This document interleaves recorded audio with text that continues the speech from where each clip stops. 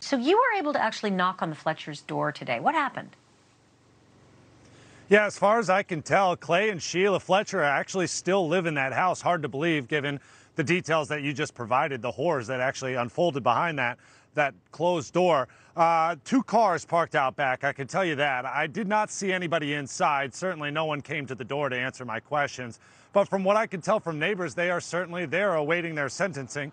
Interestingly, it does sound like they get a lot of DoorDash deliveries. You mentioned it, and what neighbors tell me is basically a lot of food gets delivered there, and it makes sense really when you think about Slaughter, Louisiana. It is a very, very small town. I didn't even really count any stoplights there. So people know each other. People certainly know this story, which makes sense why they might not feel comfortable going out to eat or even going grocery shopping.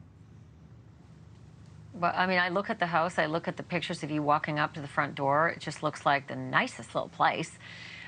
Were you, not to suggest you were peeping, but, you know, we all have the inclination as we walk up to a front door to kind of look in and see if anybody's coming to the window or if anybody's coming to the door. As we're walking by the big windows, we, you know, take a peek in. All we keep seeing are these horror pictures of that couch and that living room. Could you see anything through those windows? Anything recognizable? Well, I will say that it was hard to see inside there. We went during the daytime, so not a lot of lights were on. Not to say that I didn't believe anyone was home, because I did see 2 cars parked out back. No one answered the door, but it looked like just a normal home. It is a sort of rural neighborhood. There's about 50 yards or so to get to each front door through a rural street into this neighborhood. Only about a dozen or so houses there. But everything seemed like a normal house, Americana in Louisiana. I see the picture of you there, and I wonder how many times did someone come to that front door, just like you're doing right there, where, you know, mom and dad wouldn't dare open that door to anyone. Oh, yeah. God forbid they would smell anything that was coming out from that front room. So, which is what I keep thinking, like, what about neighbors? Did anybody ever just knock? Like, what about that? What are the neighbors even saying about this?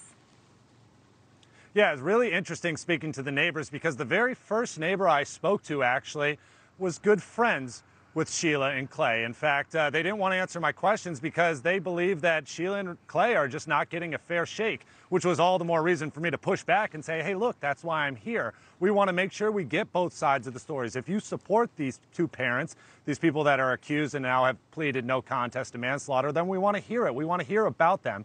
But really, they didn't have any interest to speak to me other than to say that they support their friends across the street. Now, a different neighbor down the street, about 2 or 3 doors down, had a completely different story.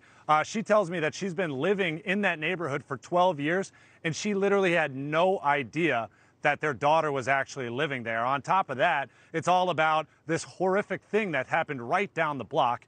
Here's a portion of our conversation together. I can tell you that we didn't know that they had a daughter until this happened. Oh, okay.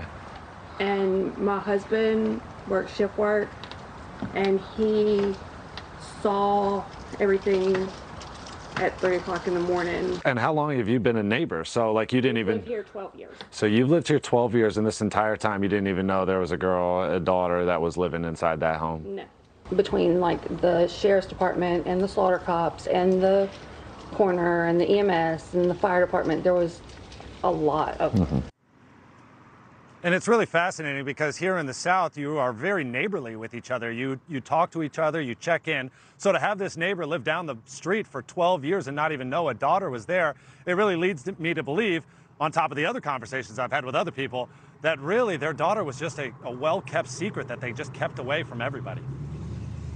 So, look, the Fletcher, Sheila and Clay were upstanding citizens of that community. You know, Sheila was an alderman, and they belonged to the First Baptist Church there. And Clay was, you know, a part of the Baton Rouge Civil War Roundtable. What are the former co-workers of Clay and the church members? What are they all saying about what's happened and about the Fletcher couple? Yeah, I spoke to a man by the name of John Potts. He was a part of that Baton Rouge Civil War Roundtable. They meet about monthly. They have lecture series. They talk. They learn history. They share with each other. And so for 3 years, John and Clay were a part of this roundtable getting to know each other. And very similarly to that neighbor, John tells me that he had no idea that Clay even had a daughter. It was never even brought up. But at the same time, he said that this was a complete shock because he felt like he built a good impression of who Clay was. He called him a first-class guy, Ashleigh, polite, smart, thoughtful. But at the same time, there's this deep, dark secret that's happening behind his own house that most people don't even know about. Now, as for the fellow congregants at the Baptist church, I did stop by there. I wanted to speak to the pastor and get a sense of, well, one, are they saying anything? Have they released any sort of statement? But then two, even, how do you even talk about this with your church congregation, somebody that's a part of your fellowship? How do you even broach this topic and speak about it? And really, the pastor didn't have much to say. He was really kind of holding back on that. I did have a chance to speak to two women who were inside that church who knew, of course, about this story. They know Clay, they know Sheila, and really all they could say was that they're praying for that family right now. Thank you for watching. Go to newsnationnow.com to find NewsNation on your television provider. And don't forget to click the red subscribe button below to get more of NewsNation's fact-driven, unbiased coverage.